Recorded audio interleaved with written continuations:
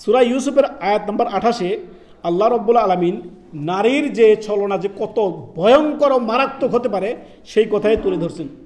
আল্লাহু আকবার। আল্লাহ রাব্বুল আলামিন বলেন, ইন্না কাইদাকুন্না আযীম। শুনে রাখো, তোমার কাছে মনে হচ্ছে যে নারীর ছলনা তোমার কাছে মনে করছে হালকা মনে করছো, হালকা না। রাসূলুল্লাহ সাল্লাল্লাহু আলাইহি সাল্লাম বলেছেন, ফাত্তাকুদ দুনিয়া ওয়াত্তাকুন নিসা। হাদিস মুসলিম শরীফের হাদিস নাম্বার 2742 নম্বর হাদিস। রাসূল সাল্লাম বলছেন, ফাত্তাকুদ দুনিয়া ওয়াত্তাকুন নিসা। সতর্ক সাবধান। প্রথম ফিতনা শুরু হয়েছে নারী ফিতনা বনি ইসরাইল থেকে। সতর্ক সাবধান। এই নারী কেন্দ্রিক দুনিয়াতে যতগুলো সমস্যা আছে, পৃথিবীতে যত সমস্যা আছে, অর্ধেক ফিতনা ফাসাদ হচ্ছে অর্ধেকের সে বেশি হবে, অর্ধেকের সে বেশি হবে নারী কেন্দ্রিক। কোনো না কোনো ক্ষমতার কারণ, কোনো না কোনো নারী তার মধ্যে জড়িত আছে। কোনো না কোনো আপনার হত্যার কাণ্ডের কারণ কোনো না কোনোভাবে নারী জড়িত আছে। নারী আছেই আছে, আপনি তদন্ত করে দেখেন। প্রত্যেকটি ঘটনা সমাজে যা হচ্ছে কোনো না কোনো ঘটনার সাথে পরোক্ষ বা প্রত্যক্ষভাবে নারী অবশ্যই জড়িত আছে।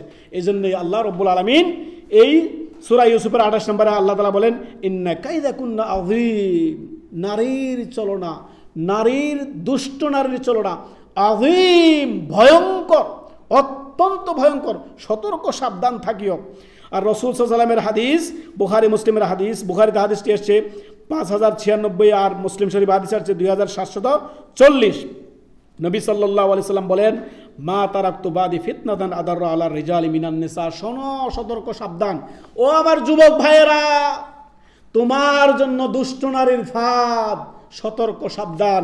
রাসূলুল্লাহ সাল্লাল্লাহু আলাইহি সাল্লাম বলেছেন, মা তারাকতু বাদি ফিতনাতান আদাররা আলা রিজালি মিনান নিসা। অর্থাৎ যে আমি আমার উম্মতের জন্য নারীর চেয়েও, দুষ্ট নারীর চেয়েও, ছলনাময় নারীর চেয়েও এই সমস্ত যে সোশ্যাল মিডিয়া ফিতনা দিত অধিকাংশই অশ্লীলতার নগ্নতায় যুবকদেরকে ডুবিয়ে দিয়েছে এই নারী ফিতনা। সতর্ক সাবধান। রাসূল সাল্লাল্লাহু আলাইহি সাল্লামের এই বাণী, এইটি হচ্ছে শয়তানের চোরা পথ। ইন্নাহু কানা ফাহিশাতান ওয়া সাআ সাবিলা। এগুলো ফাহিশা, নগ্নতা, জেনার কাজ। যুবক যুবতীরা সতর্ক সাবধান। কেউ কারোর জন্য ফিতনার কারণ হইবেন না।